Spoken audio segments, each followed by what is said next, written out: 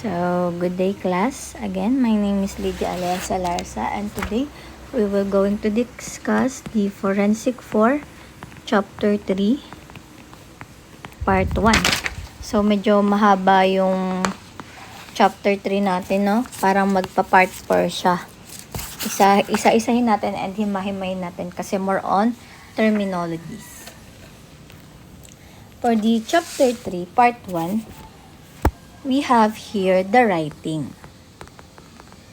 When we say writing, it is the result of a very complicated series of facts being used as a combination form of visible mental and muscular habit.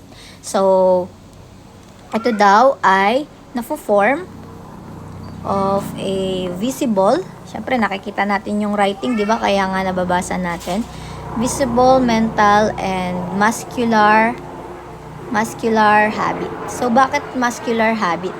Kasi yung muscular habits, kapag nagsusulat tayo, na exercise yung mga fingers natin. Ano po? So, also, kapag the more na tumatagal yung pagsusulat, syempre, di ba, nasakit and nagkakaroon tayo ng mga kalyo.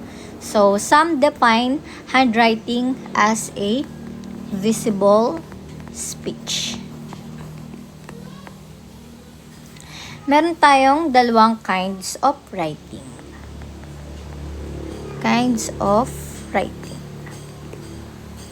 First one is yung cursive. So, elementary pa lang, no? Alam na natin,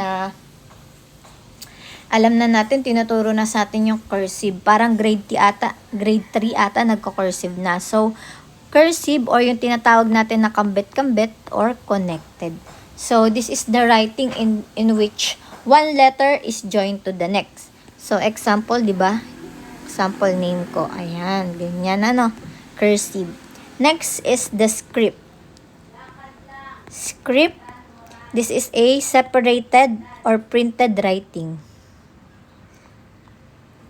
So, yung ginagawa natin, example, ito. Okay, separate, hiwa-hiwalay. Kung ito join, ito hiwa-hiwalay. Script yon.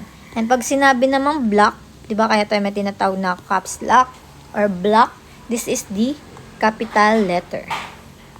Lahat sila ay capital letters. So, example ay ito, A-L-L-E-A. Di ba? Next, punta naman tayo sa handwriting identification. So, in Wignor's principle of judicial proof, handwriting daw is defined as a visible effect of a bodily movement, which is an almost unconscious expression. So, almost unconscious na pala yung pagsusulat.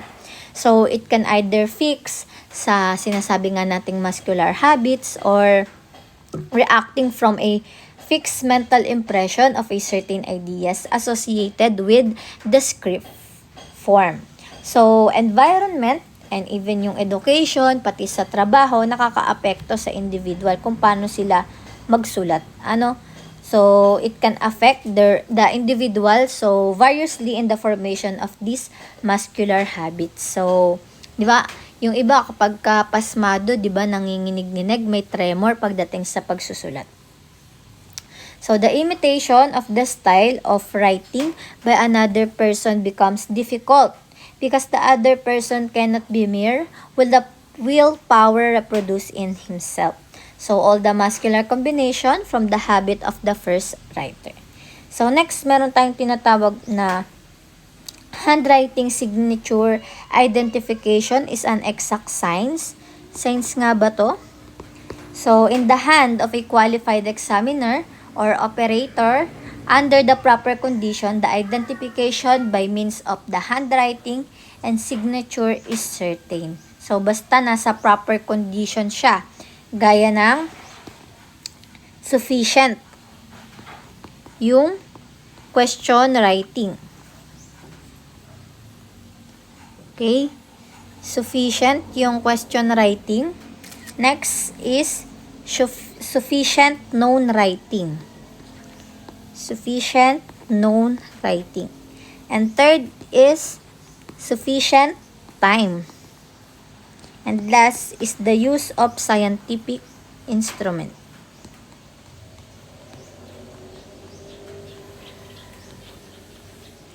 Meron din tayong tinatawag na physiological basis handwriting.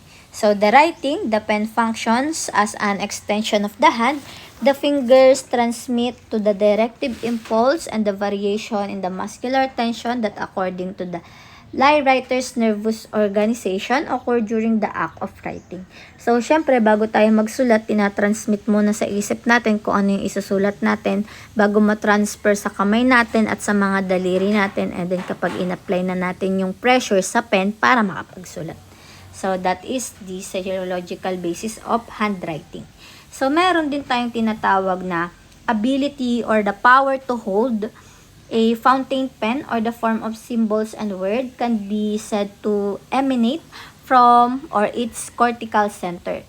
So, meron tayong groups of muscle na involved sa pagsusulat. Involved in handwriting. So, the extensor muscle. Pag malilito sa extensor ha, this is the push-up pen from the upward stroke. Upward stroke. And the flexor muscle, kung ito ay upward, ito naman ay downward stroke. Okay po. Next, generally speaking, these four group of muscles are employed in writing. So, those which operate the joints of the fingers, wrist, elbow, and the shoulder. So, the delicate way in which the various muscles used in writing work together to produce a written form is known as the motor condition. Yun daw yung tawag po. Motor condition. So, it is a use in writing to work together to produce the written form. Next, punta tayo sa variation in handwriting. So, a more or less definite pattern for which is stored away in the subjective mind, but the hand does not always produce a stereotype duplicate of the pattern. So, minsan sa pagsusulat natin, hindi sila magkakagaya. Meron din naman na gayang-gaya natin na pare-pareha sila kapag maganda yung sulat. Kapag maganda yung sulat, ang tawag doon calligraphy. Pero kapag pangit yung sulat, kakography. So, yan yung sulat ko. Hindi ko naman itatanggi yan na kakography yan. Ano po? So, the hand ordinarily is not an instrument of a precision and therefore we may not expect every habitual manual operation to be absolutely uniform. So, the greater the skills pagdating sa art ng penmanship, the less variation there will be on the form of individualized letters. So, kapag maganda nga yung penmanship, is maganda rin yung kalalabasan ng sulat. So, walang tremor, ang tremor kasi yung ganito guys, kunyari nagsulat ka ng letter, namatay. Letter C. So, ang tremor, yung parang may panginginig. Ano po? So, yun. So, the greater the skills of the art ng penmanship, ay syempre, less yung variation or yung tremor. So, what are the cause of variation? No? Causes of variation. So, first is the function of the tatlo yan, mga anak. Pakisulat na lang. First is the function of some external condition. External condition. So, dito kasali yung influence of the available spaces. So, syempre, kung ganito na lang yung space, tapos may isusulat ka pang parang paragraph, no? Hindi na kasya. Papangit talaga yung sulat. Minsan, umaabot pa ganyan, pataas. Next is the abnormal condition. Abnormal, abnormal condition. So, pasok dito, kunyari ay yung may mga physical injury, toxic effect, or inebriation, or emotion and deception. So, kunyari, ifo-forge mo yung pirma ng kaklase mo, kasali din yan, o kaya ay injured ka, hindi makapagsulat, kasali din po yan. Nakapag-produce sila ng tremor. And the next is the position of letter. Position of letter. All the letters are to be found initially, medially, and final. So, the pack of a different position, especially in combination with one another and particularly sa letter, pwede siyang ma-modify ng kahit sino. Ano? Yun po. So, pahapyawan natin tong importance of variation. First, the personal variation encountered under a normal writing condition is also a highly important element of identification. So, pati yung qualities of personal variation, kasali yung nature, and its existent. So, it becomes necessary pagdating po para ma-determine yung amount, yung eksaktong quality ng variation.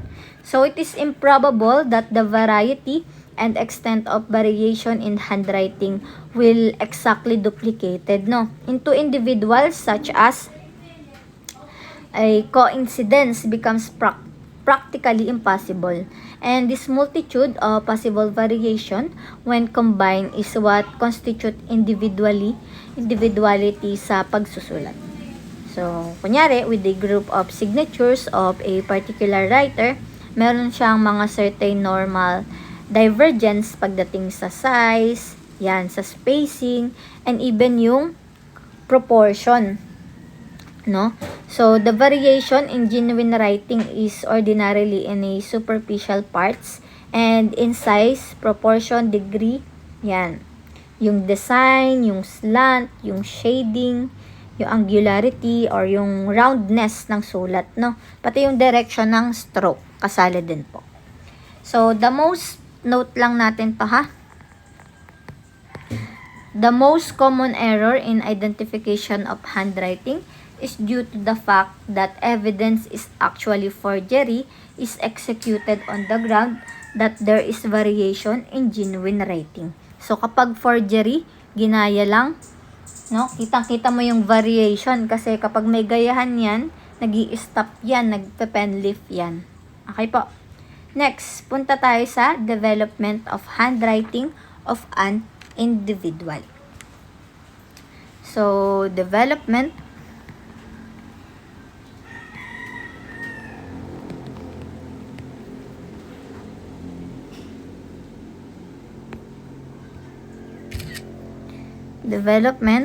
of handwriting of an individual. So, children learn writing by following the school copy or model. So, after acquiring some degree of skill, the children no longer follow the school model. Next, as a speed increase, nagiging conscious yung design and regularity. So, it begin to break down. So, in the course of trial and error, so modification are made. Simplification and elaboration, pati yung addition and omission, yan, nangyayari din po. So, the writing pattern of each child embodies are unique pagdating sa combination ng deviation from the standard letter for the school models. So, it became his personal habits kapag naghalo yung pang school model and letter form. So, although thousands of learn the same system and that the natural result is identity, but facts shows that it is not because those who were taught the same system or a school copy or a class of writer, but such impairs does not by any means produce of slavish uniformity. So, yung mga variation, it begins as soon as the writing begins. And it will continue, no, until each writer in the way that seems the best and easiest po sa kanya. Next, ano ba yung tinatawag natin na school copybook form or the school model? So, it is refers to the standard of the handwriting instruction taught in a particular school. Ito yung mga tinuro sa atin. So, the classes of the copybook depend on the standard school copy adopted by a writer. So, meron tayong tinatawag na system. Ito, mga system of early American handwriting. First is the Old English round hand. So, the Old English round hand, in fact, an Italian hand popular in 1840. Next is the modified round hand.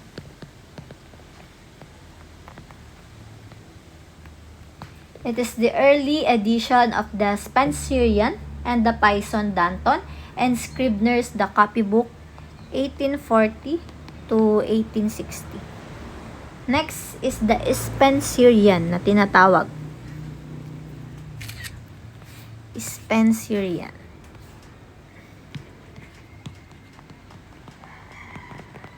Spencerian, there is a simplification by the omission of extra strokes and flourishes and a general tendency toward the plainer letters than the preceding system. So, some which were very ornament, no? Ito naman ay in 1860 to 1890. Next is the modern vertical writing.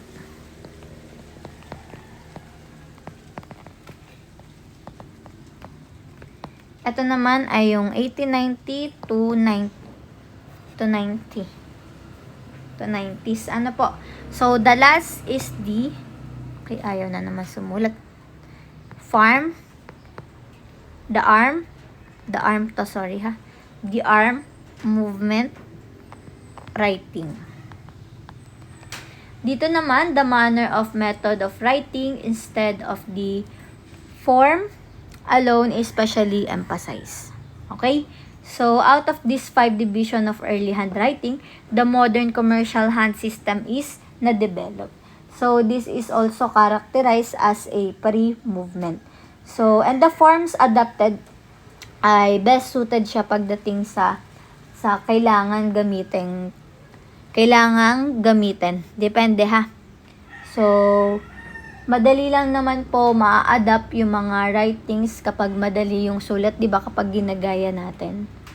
So, these are the Zanner and the Blauser system of arm movement writing and the Palmar system of the American arm movement. So, the last great evaluation or the revolution in American handwriting was adaptation of the vertical writing, which was in the fact a reversion to the old system of a slow but legible writing. So, the connecting stroke is based on the small circle and it is most distinctive or mas kilala siya bilang round hand. So, it was very slow compared pagdating sa writing based ng narrow ellipse like yung sa Spencerian. So, meron din tayong tinatawag dito na modern school model forms. So, a model form. Sa modern school din to ha. So, first is the Palmer copybook. This commonly used sa US noong 1980. Next is the Denelian copybook noong 1980 din to. And the British copybook, French, and the German.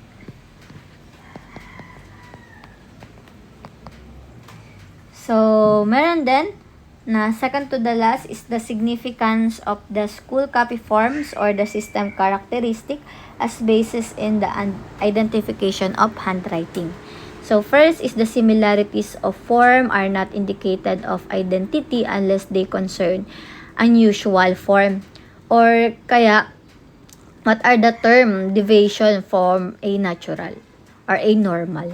So, similarities are bound to occur in the different writings, but such similarities only exist lang pagdating sa letter, sa normal form.